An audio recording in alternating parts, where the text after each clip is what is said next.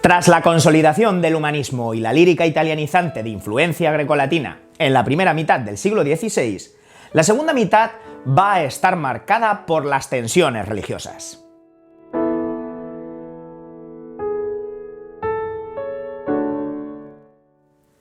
Las diversas formas de entender el cristianismo en Europa van a situar a las potencias en dos planos. Por un lado, tenemos aquellos que entienden a Dios como una vivencia personal, los reformistas. Y por otro lado, aquellos que abogan por la tradición, los contrarreformistas.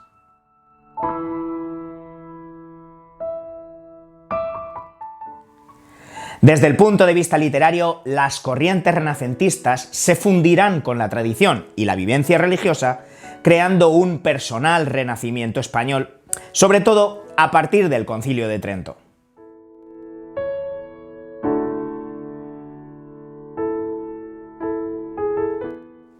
Esta lírica se encaminará hacia la unión con Dios y su conocimiento.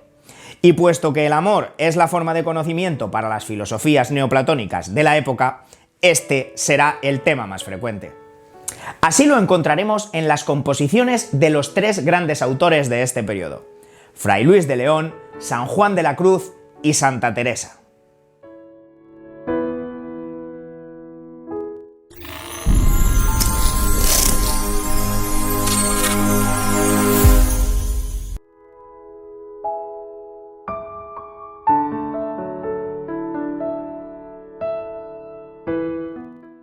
Como ya habíamos visto, la segunda mitad de siglo se corresponde con el reinado de Felipe II, momento en que España abraza los principios del Concilio de Trento, encabezando la reacción contrarreformista y apartándose de Europa.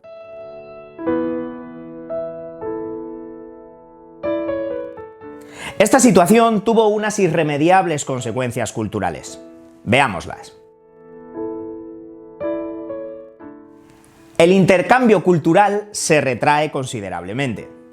Universidades como la de Alcalá, fundada por Cisneros, o la de Salamanca, comienzan a hundirse en la mediocridad, en la repetición escolástica de la filosofía y la teología. Felipe II prohíbe estudiar fuera del país sin permiso expreso. Se ejerce una censura eclesiástica drástica con el fin de preservar la hegemonía y se persigue la disidencia con un santo oficio independiente y autónomo.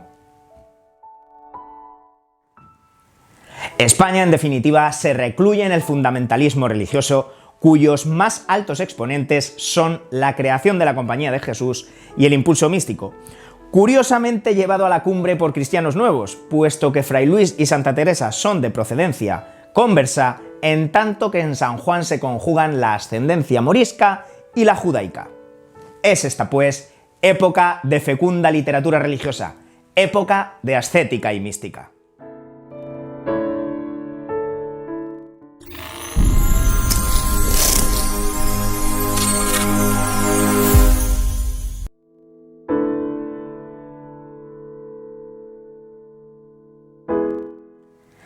En literatura, ascética y mística forman un todo difícil de delimitar, por lo que hoy se prefiere hablar de literatura espiritual.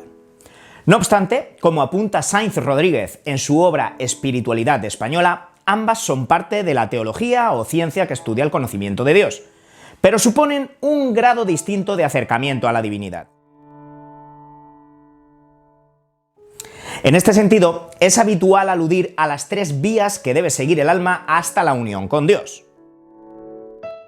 La vía purgativa, cuando el alma, mediante la penitencia y la oración, se purifica del pecado y se libera de las pasiones terrenas, con ansias de acercarse a Dios.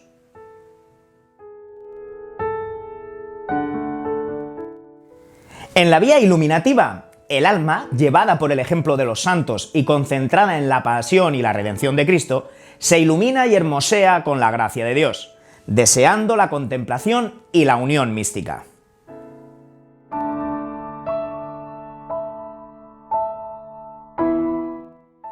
Y la vía unitiva, gracia especial que hace que el alma se enajene y huya del mundo para llegar a la unión espiritual con la divinidad. Se trata de una experiencia sublime, inefable, casi imposible de explicar con palabras.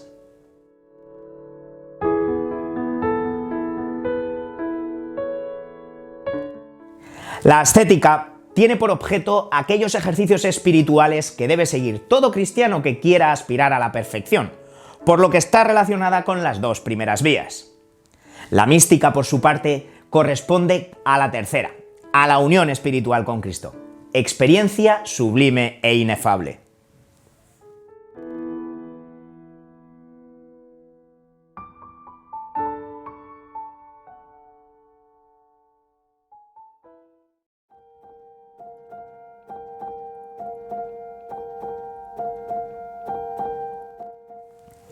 Por lo que se refiere a España, la literatura ascético-mística es tardía. No se logra una asimilación de los materiales importados hasta la primera mitad del siglo XVI con los llamados precursores, entre los que destacan nombres como Francisco de Osuna, Bernardino de Laredo, San Juan de Ávila o Fray Luis de Granada. Y su plenitud llegará en la etapa postridentina con la aparición de los grandes místicos, Santa Teresa y San Juan de la Cruz.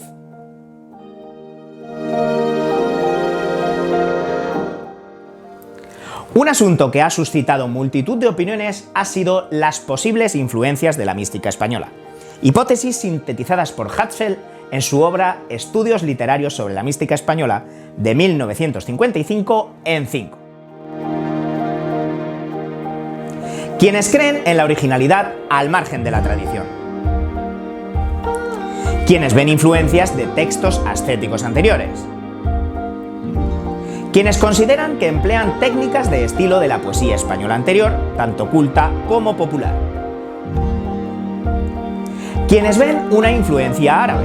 Se han resaltado coincidencias entre la obra de San Juan y la de Ibn Arabi, místico mahometano de Murcia del siglo XIII.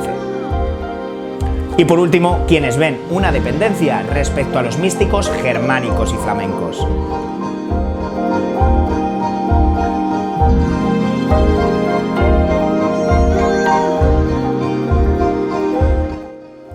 En cualquier caso, como han observado Hatzfeld, Bremont o Maritain, las relaciones entre poesía y mística son claras. La inefabilidad de la unión mística hace que el único modo posible de expresarla sea la poesía, lenguaje irracional y exaltado. En la poesía, la palabra connota más que denota, tiene sentido más que significado, es una palabra ambigua, con vocación de querer decir. Un lenguaje figurado en el que la metáfora, el símbolo y la alegoría encuentran su lugar natural. Además, utilizarán la convención temática poética por antonomasia, el amor. Ese amor imposible como motor elevador, como vía de perfección, que llega a la mística desde el amor cortés, pasando por el Dolce Stil Novo, Petrarca y el neoplatonismo.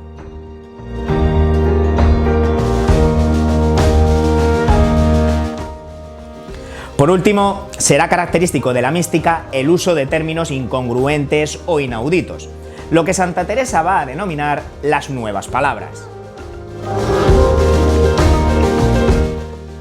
Según Miguel de Certeau, en la fábula mística, la mística es la antibabel, la búsqueda de un hablar común, la invención de una lengua de Dios.